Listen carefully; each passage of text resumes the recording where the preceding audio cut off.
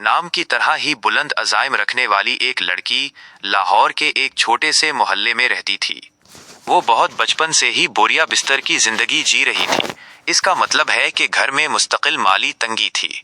वालिद साहब की सेहत अच्छी नहीं रहती थी और वो अक्सर बिस्तर पर ही रहते थे।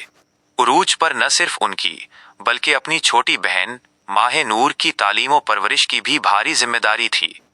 ग्रेजुएशन के बाद जहां उसकी सहेलियां शादी के ख्वाब देख रही थीं, वहां उरूज के जहन में सिर्फ एक ख्याल था, मुझे अपने खानदान को इस गुर्बत से बाहर निकालना है और माह नूर का मुस्तकबिल महफूज करना है। इसने छोटे पैमाने पर एक ऑनलाइन बुक कीपिंग और डेटा एंट्री का काम शुरू किया।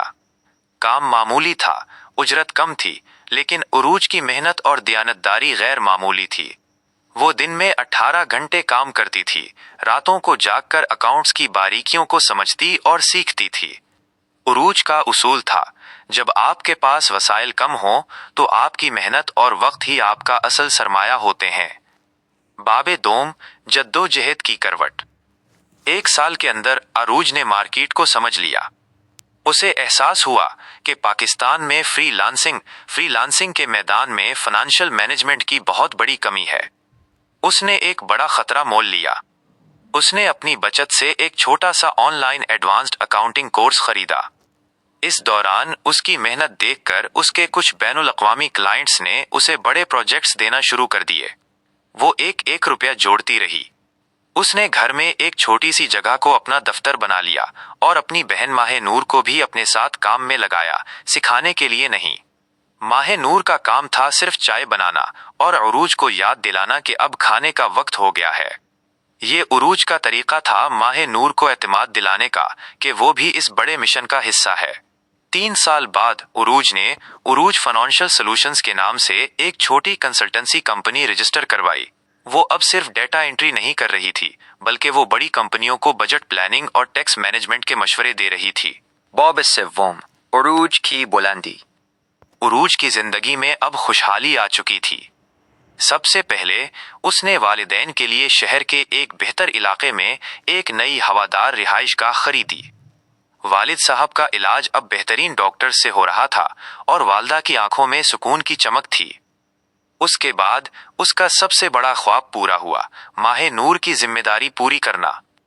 अरूज ने माह नूर को मुल्क की बेहतरीन यूनिवर्सिटी में दाखिला दिलाया। जब माह नूर ने ग्रेजुएशन की तो उरूज ने अपनी छोटी बहन को ये खुशखबरी दी कि उसने उसके लिए कराची की एक बड़ी टेक कंपनी में मुलाजमत के लिए सिफारिश नहीं की, बल्कि इस कंपनी की आधी मलकियत ले ली है। उरूज ने माह नूर से कहा, सितारा, तुमने ख्वाब देखे और मैंने उन ख्वाबों की कीमत अदा की।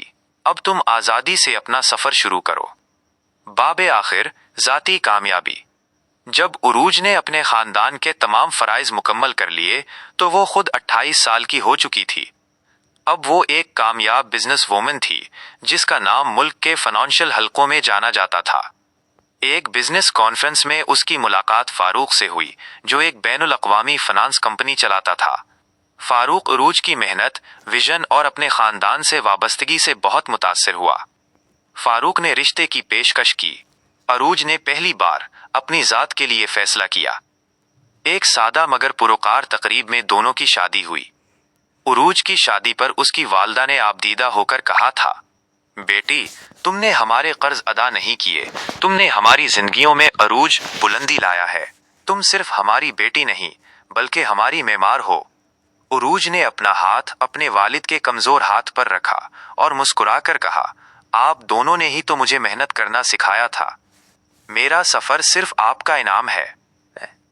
अरूज की कहानी एक मिसाल है कि जब किसी बेटी पर जिम्मेदारी का बोझ पड़ता है तो वो दुनिया की सबसे बड़ी और कामयाब बिजनेस लीडर बनने की सलाहियत रखती है।